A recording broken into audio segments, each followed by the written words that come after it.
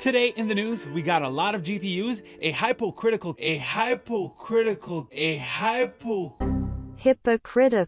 company, and AMD makes a change. What's up, guys? I'm Snows, and this is your boot sequence.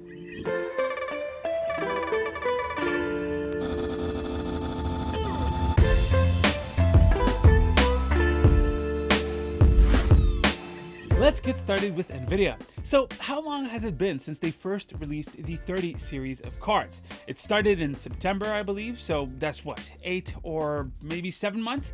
Well, I guess they were due to refresh their whole high-end with new cards. According to current rumors, it seems like NVIDIA is planning a full revamp of their GPUs, from the current cards being refreshed in some way to them also getting the TI treatment. First, NVIDIA officially announced that all cards sold with an LHR tag on the box will have a halved hash rate, which is a bold and questionable move in my opinion, but I understand why they're doing it. And of course, the 3070, 3080, and 3090 apparently are all getting a TI model. Now for the 3070 and 3080, we've been hearing about it for a long time, but the 3090 getting a TI model, that's news to me. It was found by PC Mania over on Twitter, and it comes from the software Firestorm, which is used to customize your Zotac GPUs. The software has a folder which contains some PNG files with some GPU names, and that's where the 3090 Ti was found.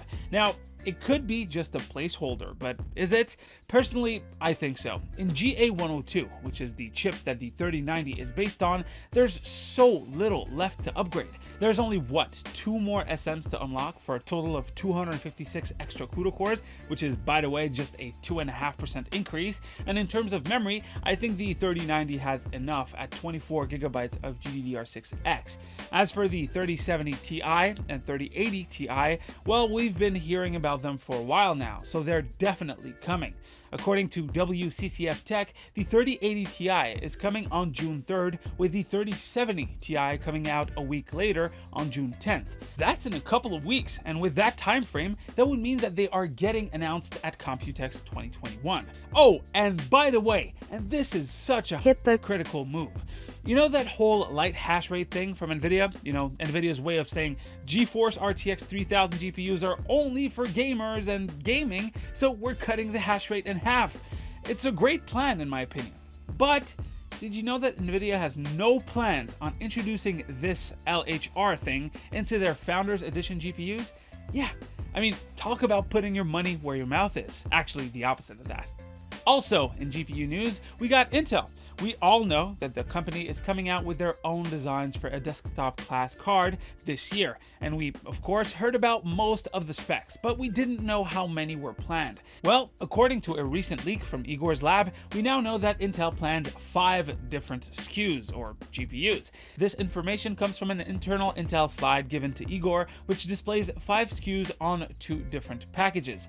The best model would feature 512 EUs on a package size of about 1600 millimeters squared. Now that's the size of the entire package, not the die itself, of course. There would also be a 384 and 256 EU version on the same package. Then there would be 2 other models on a smaller package with 128 and 96 EUs. Now, we've been hearing that Intel's highest end chips would be somewhere around the performance of an RTX 3070 or RX 6800, but with neither the insane FP32 count of NVIDIA's Ampere lineup or the insane clock speeds of AMD's RX series, I don't know what would make this GPU so special.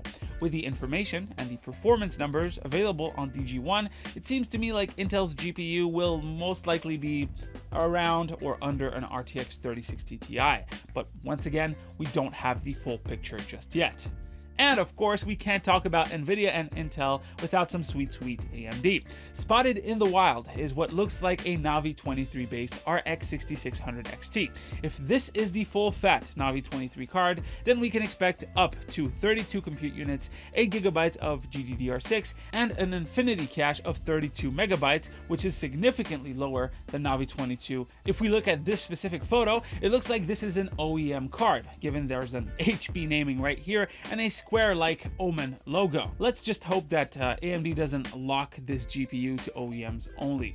And on the CPU side, it looks like for AM5, AMD is going to change things up a lot. Instead of their usual PGA design, this is pin grid array where the pins are located on the CPU itself, the company would instead use LGA, or land grid array, for the next generation of motherboards. That's like Intel or EPYC or Threadripper is using right now. Specifically, it would be called LGA 1718. Not only that, but it would also support dual-channel DDR5, but no PCIe Gen 5, surprisingly. Instead, PCIe 5 will be exclusive to AMD's EPYC platform for now. Anyways, guys, that's pretty much it for the catch-up. Hopefully you've enjoyed. Drop a like if you liked it, a comment if you want to talk about today's stories. As usual, you can click right here to see the latest video right here to subscribe to the channel. Stay frosty, my dudes, and I'll see you on the next one. Say hi. Just say hello. Hello. That's my girlfriend. She came with me to work. Anyways, bye. Stay frosty in case I forgot to say it.